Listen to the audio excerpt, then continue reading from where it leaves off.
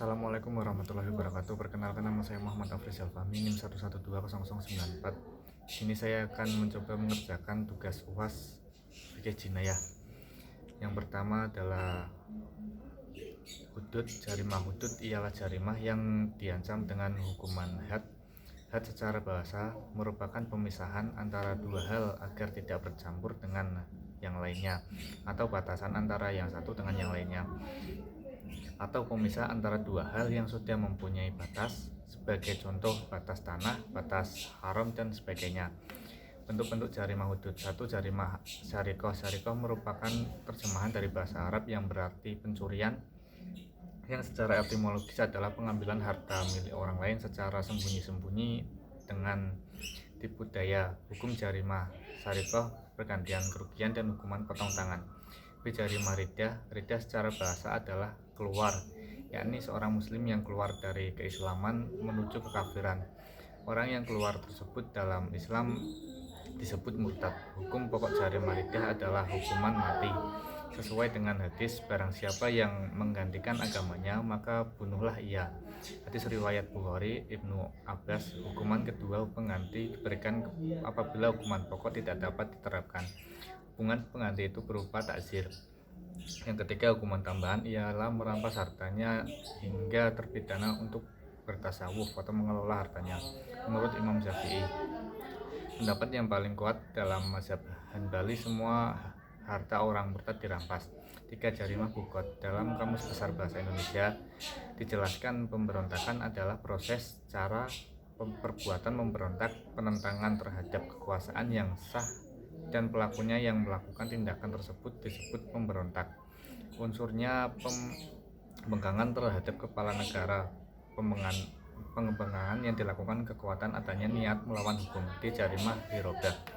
Dalam hukum pidana Islam, kata hirobah diambil dari kata harb, artinya menyerang, menyambar, atau menyambar harta. Hukuman jarimah ini bila merampok itu mengambil harta tanpa saling membunuh, maka sanksinya adalah potong tangan dan kaki secara menyilang.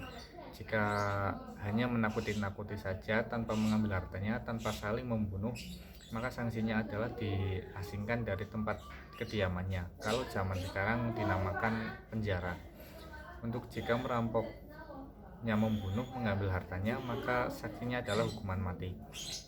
Dan jika perampok itu mengambil hartanya kemudian membunuh korbannya, maka sanksinya adalah dibunuh atau disalib.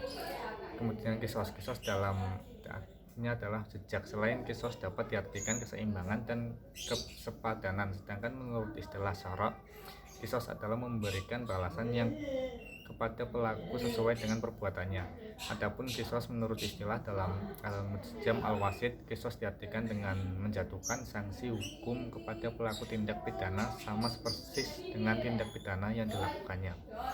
Nyawa dengan nyawa, anggota tubuh dibalas dengan anggota tubuh. Selanjutnya diyat. Diyat secara etimologi berarti denda. Secara terminologi, diyat dapat diartikan diserahkan kepada keluarga atau ahli waris korban akibat melakukan kejahatan kepada orang lain dengan menghilangkan nyawa atau melukai orang. Dengan definisi semacam ini, berarti diyat dikhususkan sebagai pengganti jiwa atau semakna dengannya. Artinya pembayaran diyat itu terjadi karena berkenaan dengan kejahatan terhadap jiwa atau nyawa seseorang, sedangkan diyat anggota badan disebut irs.